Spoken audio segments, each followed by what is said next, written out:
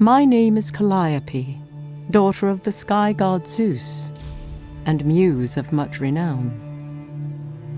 Sit here, at my perfumed feet, as my poem unfolds before you, an epic that springs from the depths of the sea and finds its end upon strange shores.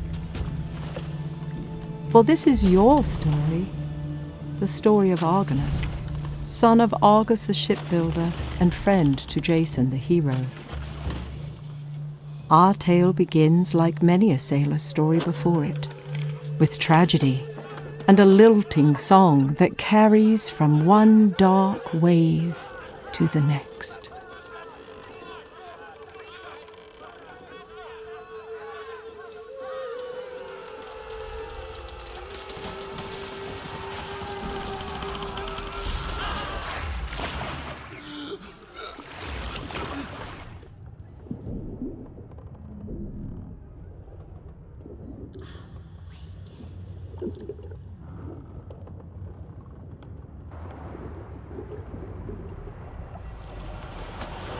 Awaken.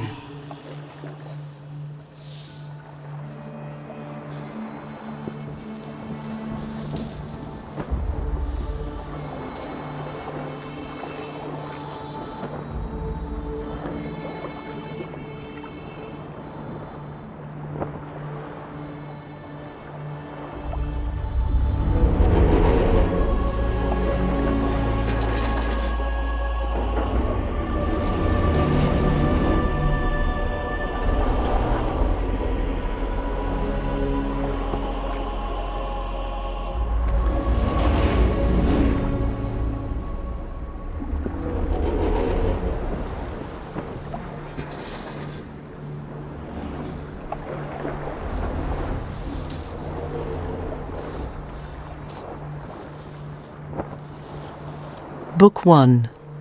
The Blight.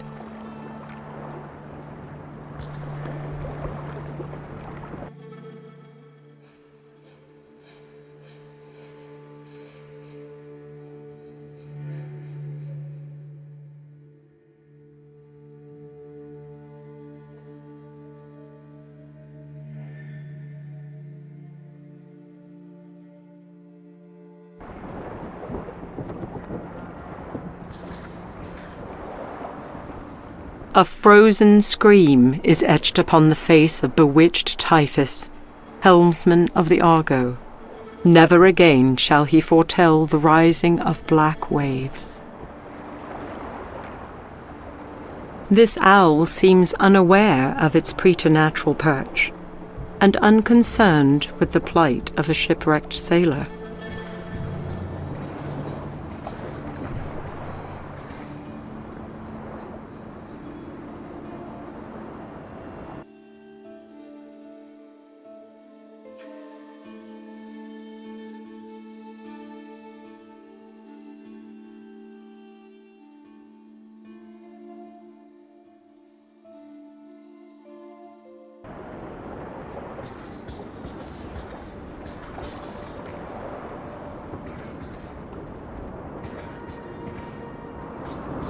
This statue is of Amphitrite, Queen of the Sea.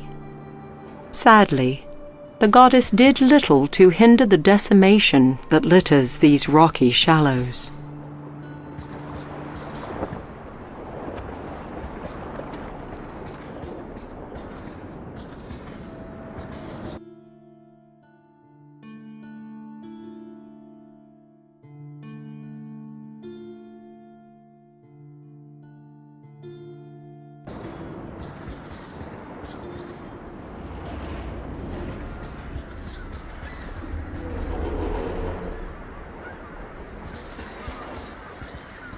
This statue would appear newly struck, as the salt of the sea has yet to assail its stone.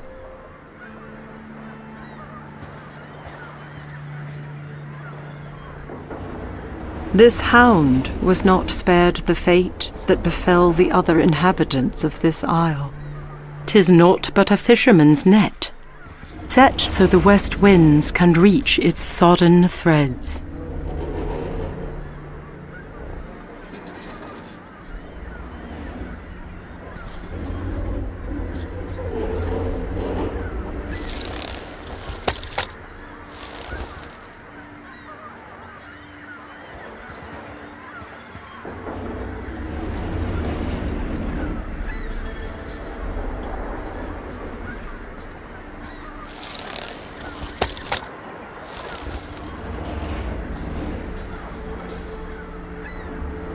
While man may have birthed this massive sculpture from the isle's bedrock, deep waters now embrace it as their own.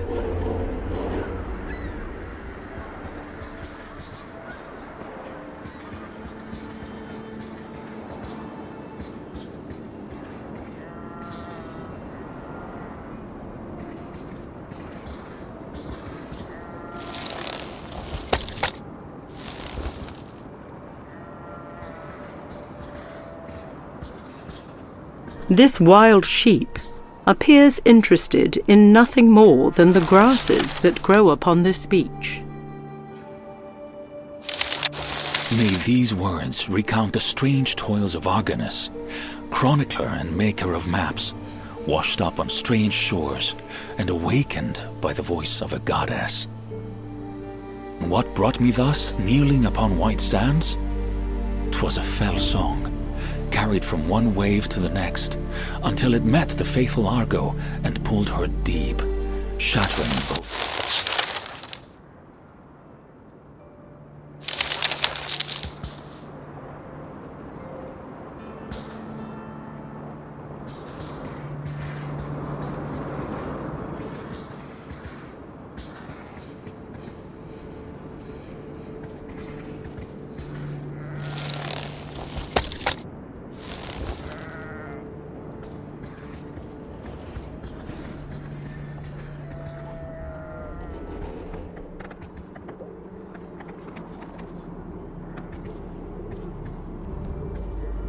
"'Tis Palamonius, son of Olenane Lernus, whose bodily frame and valor no man could match.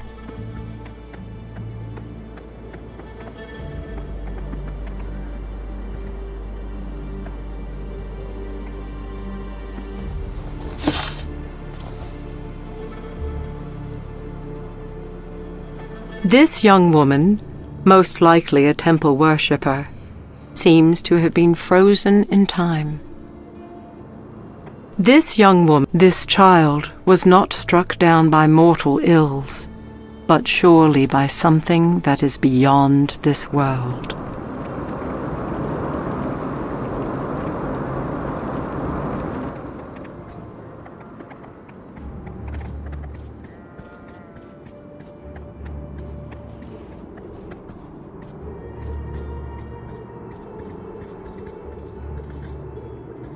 The head of a once giant stone statue lies half hidden in tall grass and underbrush.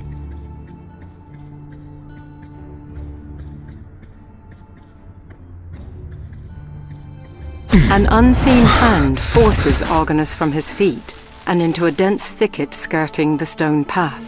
A soothing voice murmurs in his ear, as the sailor witnesses the passage of things only spoken of in tall tales, and even then, in whispers. "Be quiet for but a moment," the voice counsels.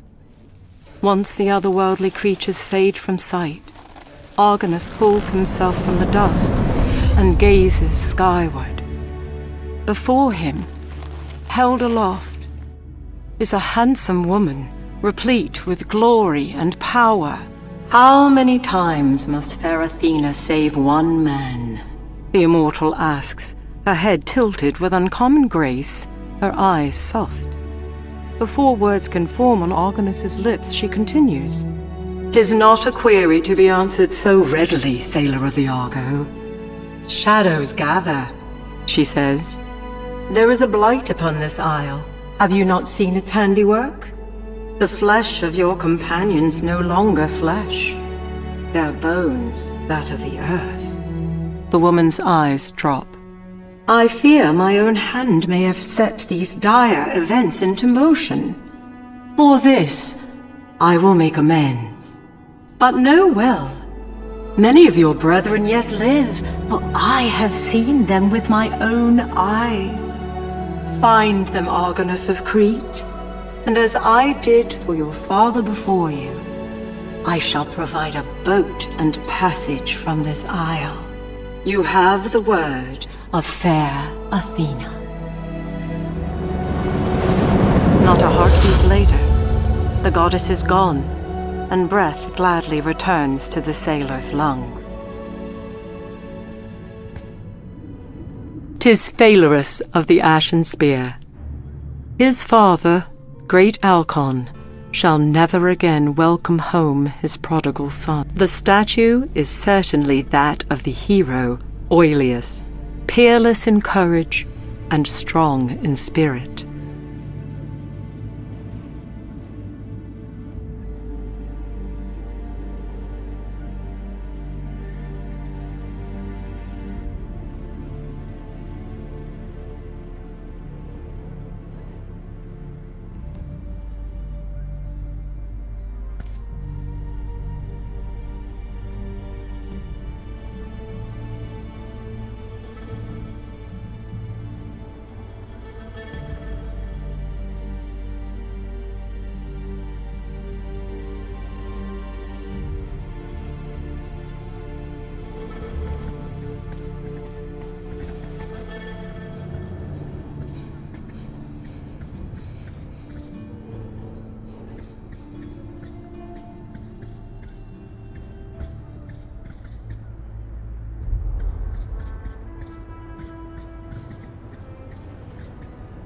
No doubt struck by the hand of an Argonaut, the head of the Hydra lies lifeless, its flesh still warm to the touch.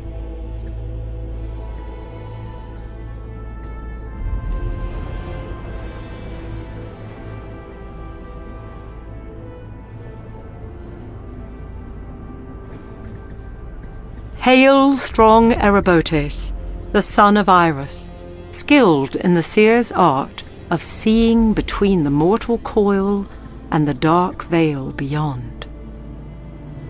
Paul Canthus, son of Abas.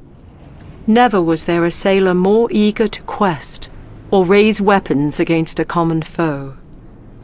It is said that he was granted an enchanted weapon from Ares himself. Calais was a welcome comrade and could fashion ships to make trial of the seas with heavy oars.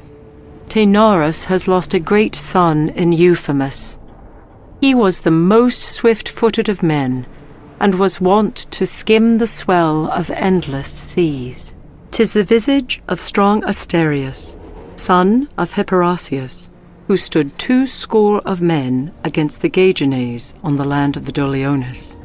If not for its stone plight, this Methosian Hydra is like the one said to have been brought low by Heracles during his 12 labours.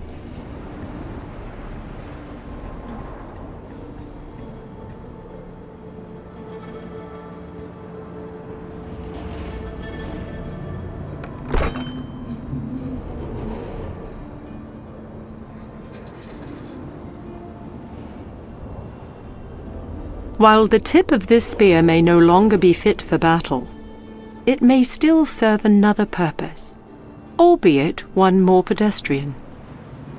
This isle is littered with such debris, broken reminders of man's folly.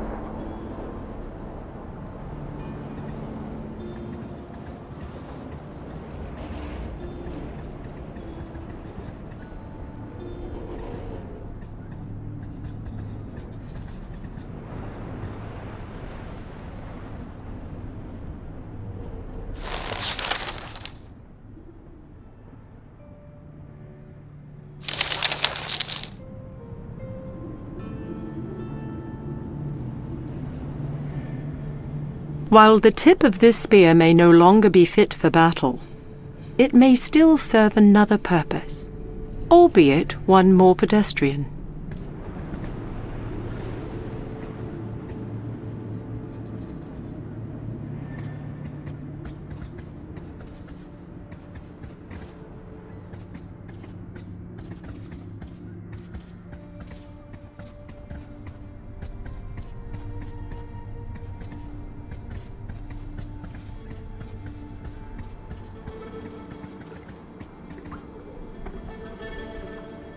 Small ticks, like droplets of water, emanate from within this stone pedestal. While it appears to be chiseled from the same rock, this stone is set apart from the great statue that cradles it.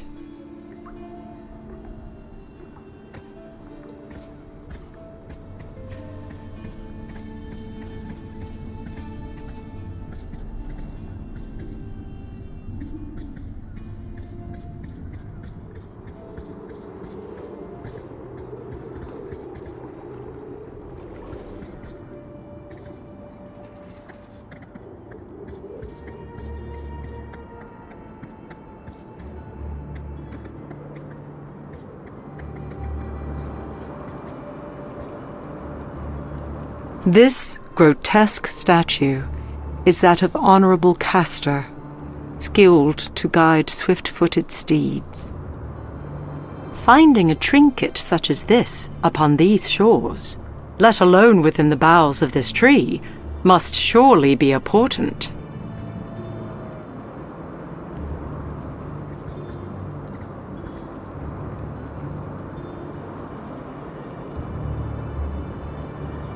Using the broken spear, Argonus plucks the necklace from its roost before laying it about his neck.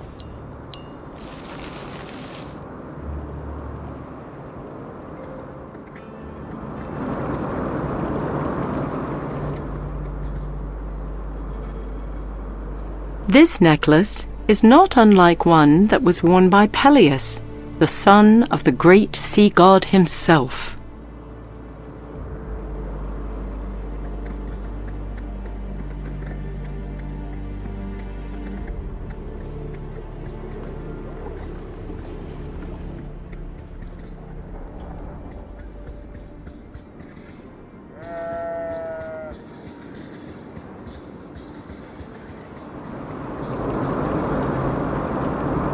The water that flows from these rocks would keep even the most stalwart from discerning what lies beyond.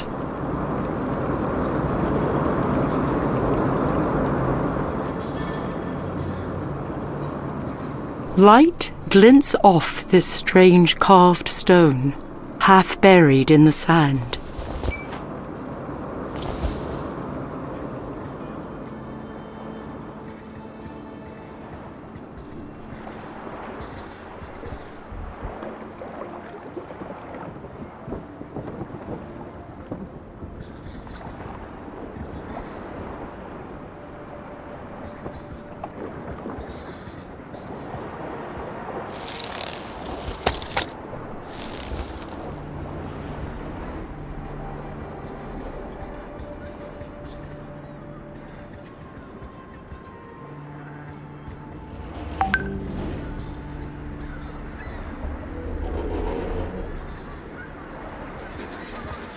This rotten timber is too small to be a yard for the mast.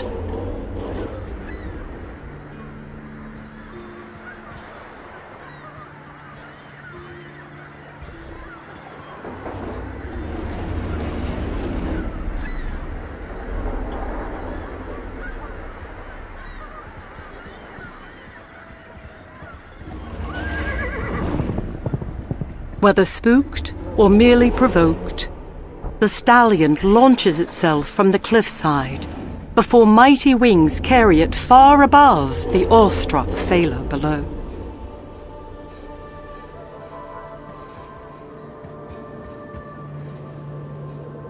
Massive stone doors are cradled by the sheer cliff face.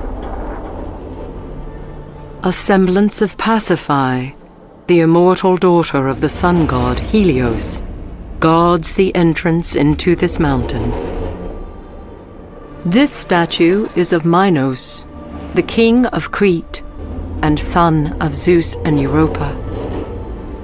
Though salty mists shroud their form, there is no denying the women upon the rocks. For even from here, the lure of the Sirens' song is strong. Nearly 200 men high, The massive bronze soldier stands silent, enthralled by the euphonious song rising from below.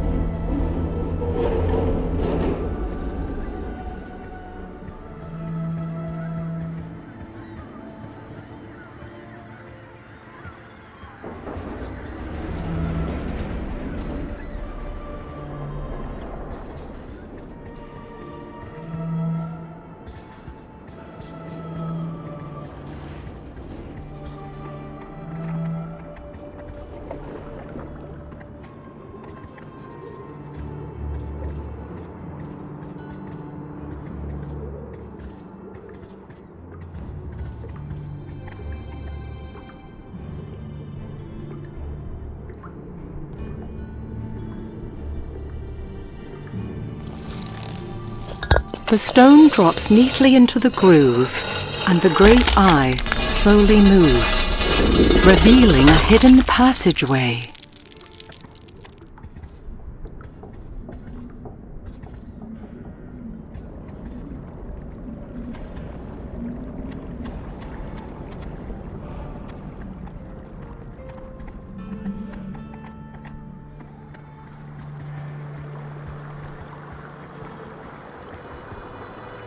An intricate carving of a fish betrays which god inhabits the temple beyond.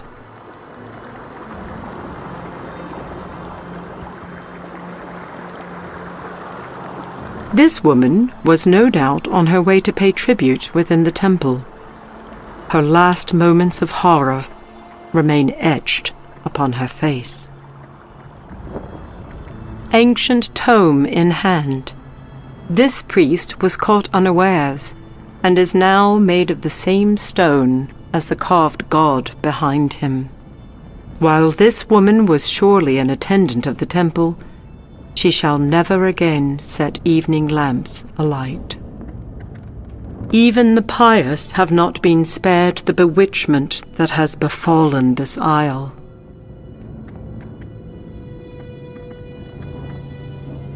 Unlike the unearthly statuary that inhabit this isle, this towering statue of Poseidon shows the workmanship of a master sculptor's hand.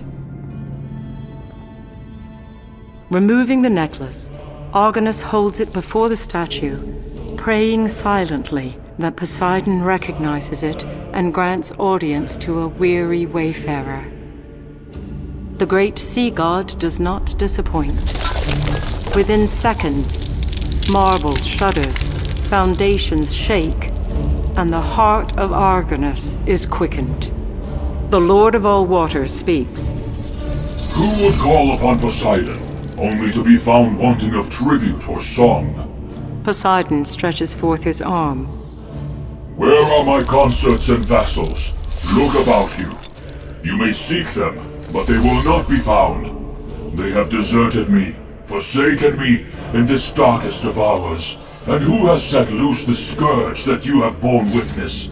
Athena's puppet, the son of Danae and Zeus himself. The sea god pauses for a moment, taking measure of the sailor before him. Yet, even so, my anger is not fit to be laid upon the shoulders of my bondservants, let alone set upon one whose necklace bears my mark. Leave me to my grief and seek me no more. I have opened a way for you. Take it if you wish, or abandon it. It matters little. The statue of the sea god turns his gaze away from the sailor and speaks no more.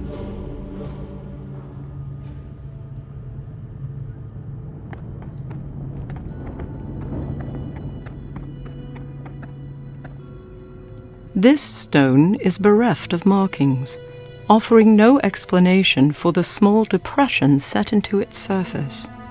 The yellow light it emits is curious.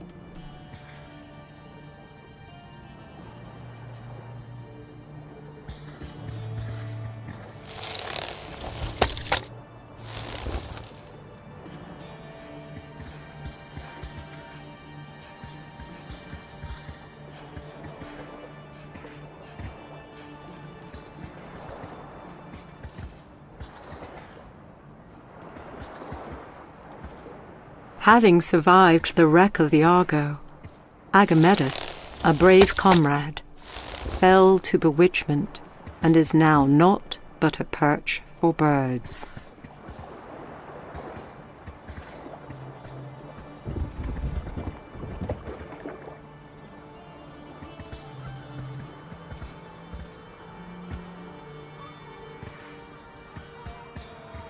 This statue appears to be under construction.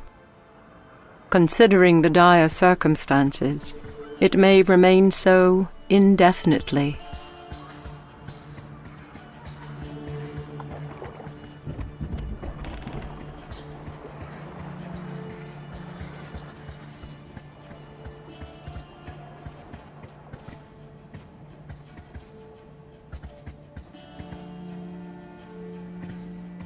Of men who would share the toils of his brethren, none compare to fair Asterion.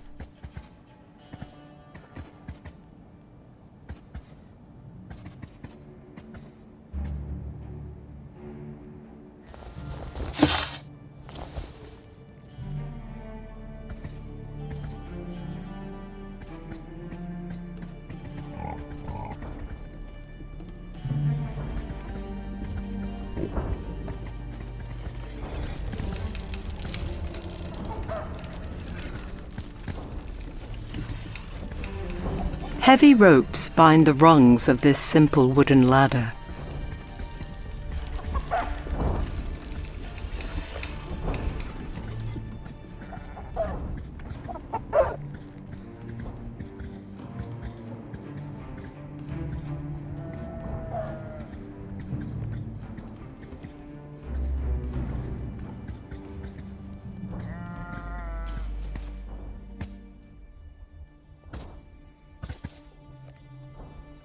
Uncovered food such as this is sure to draw flies.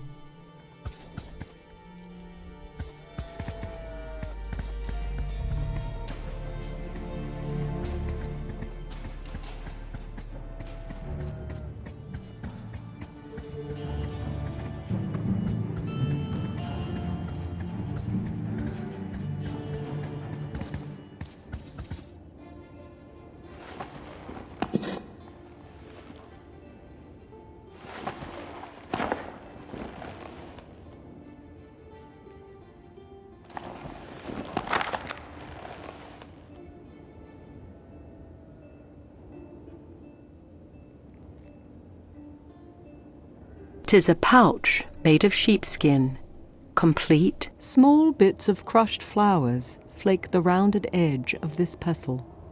Small bits of crushed flowers flake the rounded edge. This parchment is inscribed with 3 illustrations of native flora. Next to each is a name and a brief description.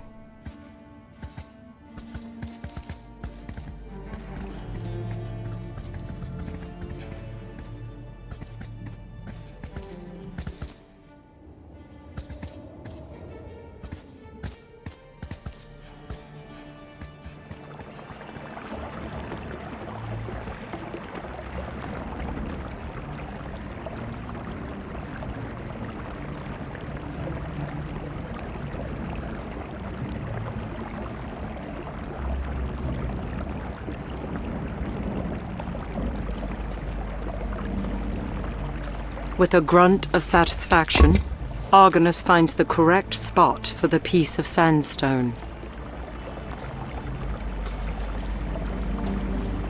Argonus returns the puzzle piece to its proper place.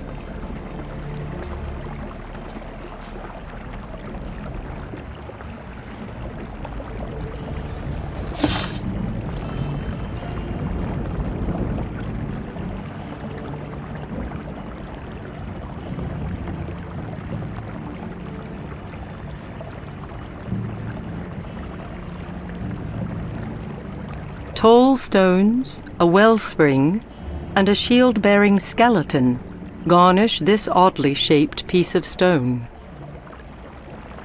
The piece of sandstone fits snugly within the hole.